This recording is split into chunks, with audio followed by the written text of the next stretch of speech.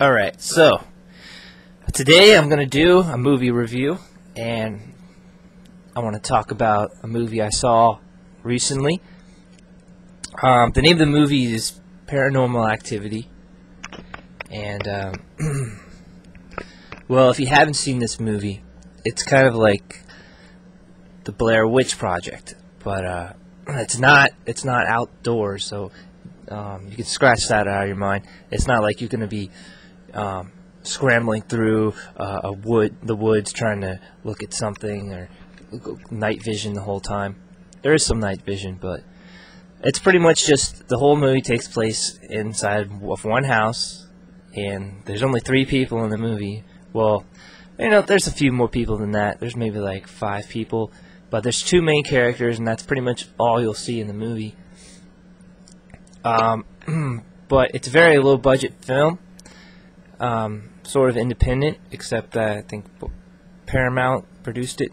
Otherwise you would think it would be independent, but because there's no credits or anything like that, it's just like it's shot on one of those kind of mini DV cameras, so the video quality is something that you would imagine that a normal person would film this, and not someone who's in a studio with a high-tech camera. So it's very realistic. It's very documentary style, as if it really did happen and you were just discovering these videos by yourself.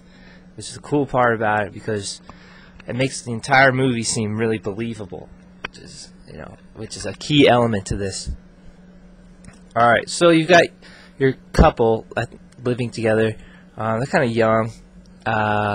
She's like a school teacher, and he plays the stocks. He's a day trader, but he's kind of annoying. His name is Micah, and he is sort of like the driving force to everything that happens in the movie as a result of his tomfoolery, his shenanigans. He gets pretty annoying, but he's an important part of the movie. And then there's her, and the thing about her is that she kind of has a sixth sense about things. She knows that something's not right in the house. That's, she's been feeling this presence that's been bothering her. So Micah is kind of like the adventurous type, or sort of like the curious type. He likes to play around and just thinks things are really interesting and neat. And so he goes and he buys this video camera.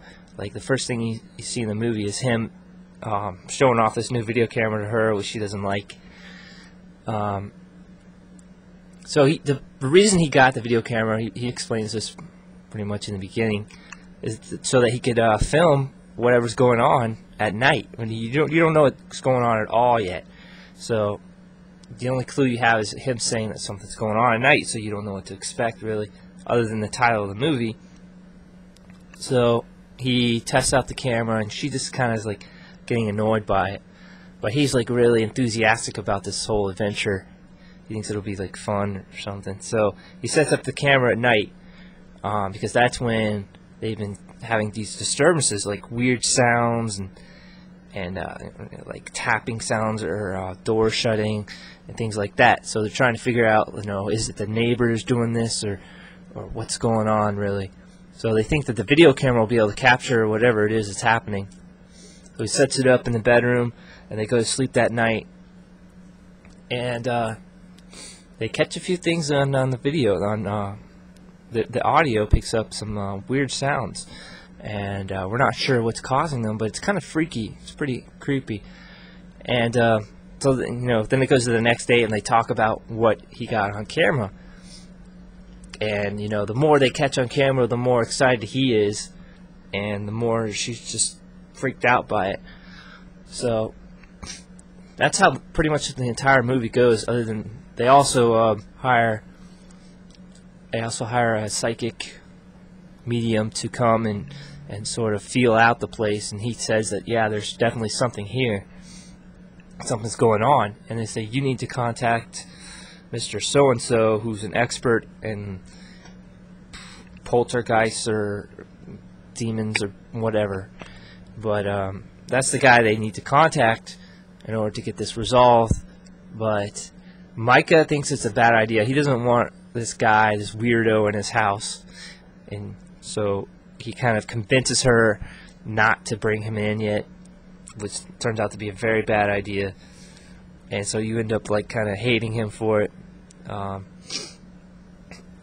And anyway, the movie just unfolds really well. It just, you know, escalates more and more. So there's a lot of tension in the movie. It makes you paranoid. It's pretty creepy. Like the whole thing is that it's so realistic. It happens naturally, the occurrences, and they just get worse and worse. And you know, you're kind of dreading that scene at night because you know something bad's going to happen, something worse is going to happen. But at the same time, you want to know, you want to find out, and that's what makes it cool. There's some pretty scary scenes, like that. I can't give away the spoilers because that would totally ruin it. But I mean, at the end, there's just this scream that is so horrifying. It's like the most horrifying scream I've ever heard in a movie. It's just really, it makes you jump, and that's pretty cool. Yeah, what else to say about this movie other than you gotta see it. You gotta see it in order to talk about it with your friends. The ending was pretty damn good, I'll have to say.